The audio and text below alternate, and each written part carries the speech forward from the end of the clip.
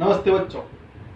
कल हमने स्व विकास कला और रसास्वाद इस पाठ के अंतर्गत स्व पहचानिए पहला पाठ पढ़ा है और उसके पहले वीडियो में मैंने 4 प्रैक्टिकल आपको दिए और दूसरे वीडियो में 3 प्रैक्टिकल, ऐसे कुल मिला के 7 प्रैक्टिकल मैंने आपको दिए हैं। वो आपने अच्छे से किए होंगे ऐसी मैं आशा करता हूँ। अब इसी पाठ के अंतिम 2 प्रैक्टिकल जो है वो आज हमको समझने हैं और करने हैं। तो उसमें से पहला प्रैक्टिकल है स्व की कविता और दूसरा है स्व अहवाल। स्व कविता मतलब क्या?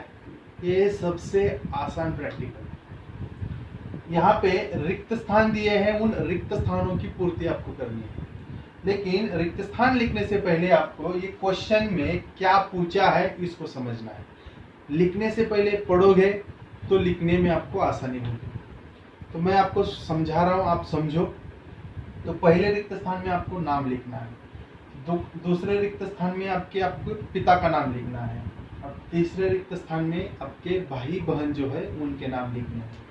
लेकिन जो ये चौथा है उसमें आपको मेरी पसंद की 3 बातें लिखनी है। आपकी पसंद कौन सी है? तो 1 2 3 ऐसी 3 अपनी जो पसंद है उसकी 3 बातें लिखनी है। उसके आगे का क्वेश्चन है मुझे पसंद नहीं है, उसके भी 3 बातें लिखनी है। आपको क्या पसंद नहीं है उसकी 3 बातें लिखनी है। उसके आगे का क्वेश्चन है मैं तिरस्कार करता हूँ, किस बात से, किस चीज से आप तिरस्कार करते हो ये आपको लिखना है। उसके आगे का क्वेश्चन है मेरी शारीरिक एवं स्वभाव की विशेषता, 2 बातें लिखनी है। शारीरिक मतलब फिजिकली जो आप अच्छे हो, आपकी हाइट अच्छी है, आपका रंग गोरा है, आपका आवाज अच्छा है, आपकी आंखें बहुत सुंदर है, ऐसी अनेकों हो सकती है। उसमें से खाली आपको जो मालूम है ऐसी 2 ही विशेषता लिखनी है। और स्वभाव की 2 विशेषता, स्वभाव मतलब आपने इसके पहले जो प्रैक्टिकल किए उसमें आपको समझ में आया होगा। तो आपकी स्वभाव की जो विशेषता है वो 2 लिखनी है।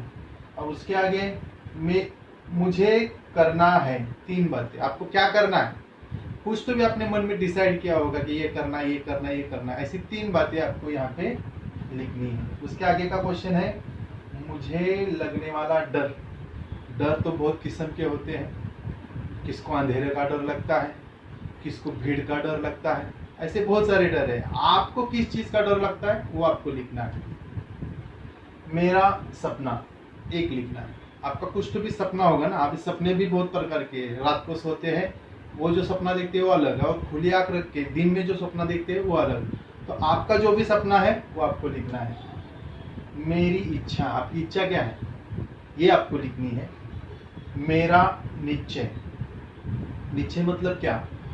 अब महाभारत में भीष्म पितामह ने एक निश्चय किया था, दृढ़ निश्चय किया था कि मैं अंत तक, आखिरी सांस तक शादी नहीं करूंगा। ऐसा आपने भी कुछ तो भी अपने मन ही मन में कल्पना की होगी, एक निश्चय किया होगा।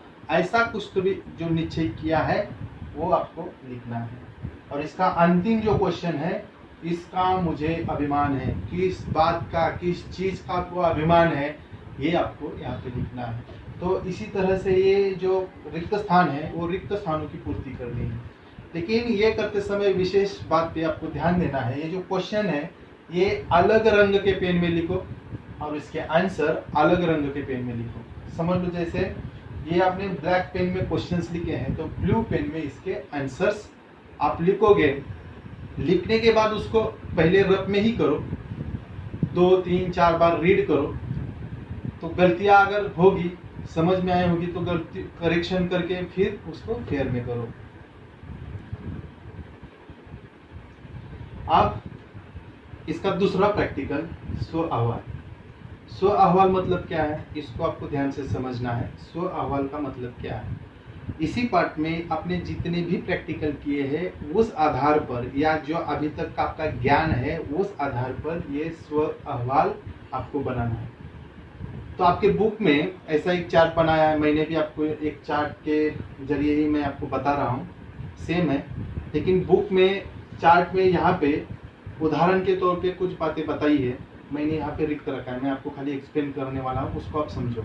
लेकिन जो बुक में भी है उसको आपको कॉपी नहीं करना है, उसको समझना है और फिर अपने से, अपनी भाषा में लिखने की कोशिश करनी है। तो ये चार्ट कैसे, वो देखिए। पहला है निकष, मेरे बल स्थान, बल स्थान मतलब प्लस पॉइंट।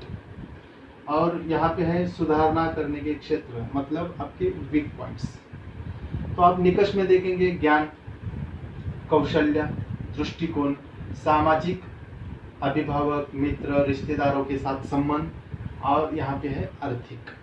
इसको पहले समझना है, 1 2 3 बार आप रीड करोगे तो आपको समझ में आएगा, क्योंकि ये समझोगे तो ये लिखने में आपको आसानी होगी। तो पहला है ज्ञान। अब मेरे बल स्थान, आपको किस बातों का ज्ञान है।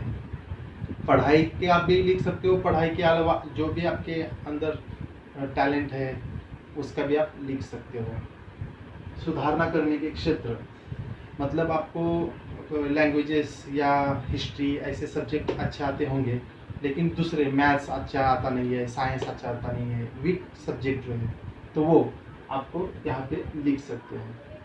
कौशल्य, कौशल्य मतलब हुनर, टैलेंट, आपके अंदर जो टैलेंट है वो टैलेंट आपको यहाँ पे लिखना है। और सुधारना करने के क्षेत्र, सुधारना उसमें, उस टैलेंट में और कहाँ पे कमी है और क्या कर सकते हो, ये आपको लिखना है।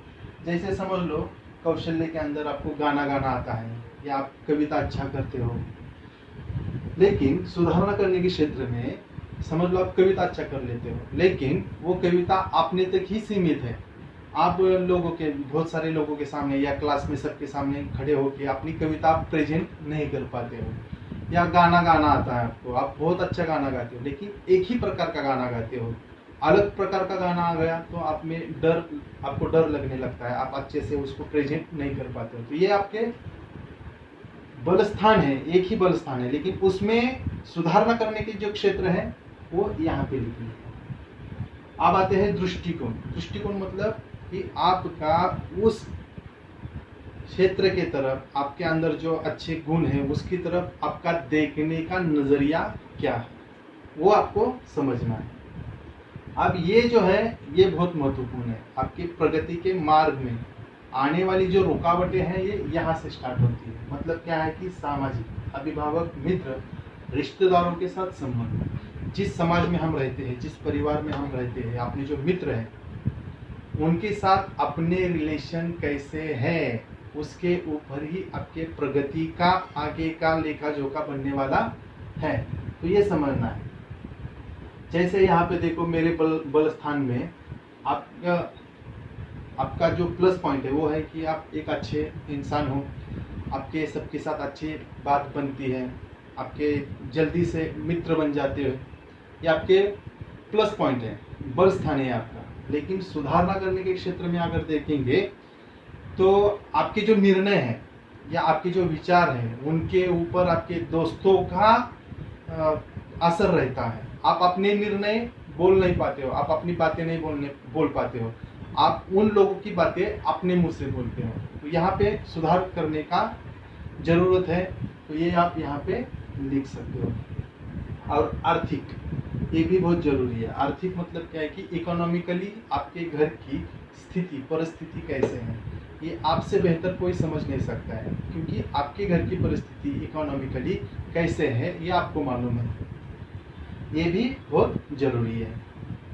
अब यहाँ पे ये ऊपर और नीचे, इसको 2 हिस्से में बांटा हुआ है, तो आपको समझना है। समझ लो ये 12वीं तक का है और ये जो नीचे का है वो ग्रेजुएशन डिग्री कोर्सेस का है, वहाँ का है। अब इसमें भी निकष दिया है, विकास के मौके, संधि मतलब अपॉर्चुनिटी, यहाँ पे है विकास के मार्ग में आने वाली रुकावटें। अब इसको आपको समझना है। अब निकष में देखो लिखा है ज्ञान, कौशल्य, दृष्टिकोण।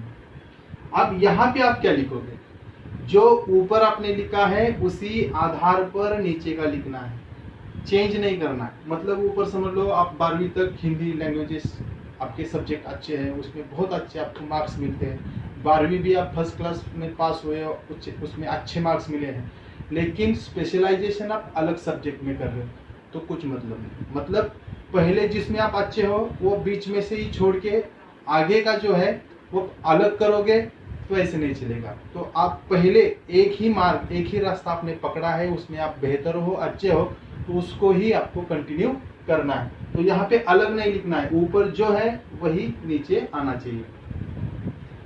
अब विकास के मार्ग, मौके, संधि, अपॉर्चुनिटी। आप समझ लो आपको पीएचडी करनी है या आपको आगे की पढ़ाई करनी है।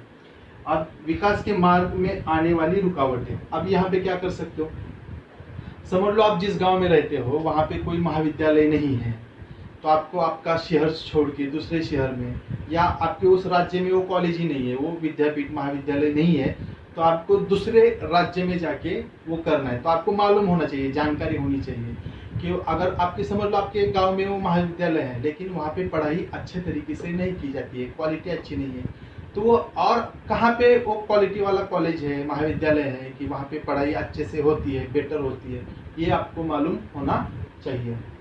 अब आते हैं सामाजिक, अभिभावक, मित्र, रिश्तेदारों के साथ संबंध, ये बहुत जरूरी है। पहले भी मैंने बोला था, अभी भी बोल रहा हूँ कि सामाजिक, जिस समाज में हम रहते हैं उस समाज के साथ परिवार के अपने खुद के रिलेशंस कैसे हैं, उसके ऊपर ही आपकी आगे की प्रगति का जो मार्ग है वो सुखकर बनने वाला है। आप समझ लो विकास के मौके और अपॉर्चुनिटी, यहाँ पे रुकावटें कैसे निर्माण होगी। समझ लो आपके घर के जो आपके अभिभावक है, पालक है, आपको पढ़ाने के लिए तैयार है, लेकिन आपके रिश्तेदार जो है उसमें रुकावट पैदा करने वाले, खास करके आप लड़की हो तो पहले ही रुकावट उसमें आ जाएगी। जैसे अपनी समाज व्यवस्था ही ऐसे बनी है कि लड़कियों की शादी कम उम्र में ही की जाती है, भेदभाव भी किया जाता है। अगर एक ही घर में लड़का या लड़की है तो लड़कियों को काम, घर के काम बोले जाते हैं, पढ़ाई करने के लिए ज़्यादा नहीं दिया जाता है या ज़्यादा पढ़ा लिखाया नहीं जाता है। लड़का है तो उसकी तरफ ज़्यादा ध्यान दिया जाता है, उसको अच्छे स्कूल में उसकी तालीम अच्छे से पूरी की जाती है, लड़की की कम की जाती है। ये अपनी समाज की मानसिकता है, इसको चेंज करना है हमें, लेकिन आपको ध्यान देना है कि ये रुकावटें निर्माण करने वाले हैं। तो रिश्तेदार रुकावटें कैसे पैदा करेंगे कि आपके घर वाले के मन में ऐसी बातें डालेंगे कि जल्दी से इसकी शादी कर दो, क्या करना है आगे पढ़ के, ज़्यादा लोग क्या कहेंगे। तो ऐसे दबाव, प्रेशर डालेंगे, आपके घर वालों के ऊपर प्रेशर डालेंगे और आपके प्रगति के बीच में रुकावटें निर्माण करेंगे। तो ये हमको समझना है। अब आर्थिक स्थिति अंतिम जो है इसको हमको समझना है। आर्थिक स्थिति मतलब क्या है कि आपके घर वाले आपकी ग्रेजुएशन तक की, डिग्री तक की या 12वीं तक की पढ़ाई आपकी पूरी कर सकते हैं, अच्छे से इकोनॉमिकली आपको सपोर्ट कर सकते हैं। लेकिन आगे की अगर आपको पढ़ाई करनी है तो यहाँ पे देखो विकास के मौके, मार्ग में आने वाली रुकावटें, तो रुकावट आ गई ना, इकोनॉमिकली आपको प्रॉब्लम क्रिएट हो सकती है, क्योंकि आगे की जैसे जैसे आप पढ़ाई करोगे तो उसमें खर्चा आने वाला है, कॉलेज की फीस है, बुक्स है, उसका खर्चा है। अगर आप दूसरे शहर में, गांव में जाके रहने वाले हो तो वहाँ पे खर्चा होने वाला है।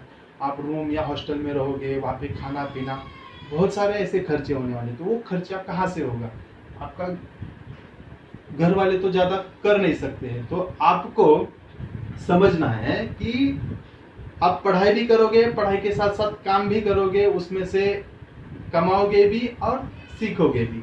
या ऐसे और कहाँ पे बैंक लोन देती है, एजुकेशन लोन मिलता है, या ऐसी सामाजिक संस्थाएं होती है, कौन सी संस्थाएं कि आपको पढ़ने लिखने के लिए मदद करती है, या स्कॉलरशिप्स होती है जहाँ से आपको पैसा मिले और आप अपनी पढ़ाई पूरी कर सको। तो ये जानकारी आपको होनी चाहिए। तो ये है स्व अहवाल। तो इस पाठ के जो दो अंतिम अपने प्रैक्टिकल थे, पहला था स्व की कविता और स्व अहवाल, ये आपको अच्छे से समझ में आए होंगे ऐसी मैं आशा करता हूँ और आपसे विदा लेता हूँ। धन्यवाद।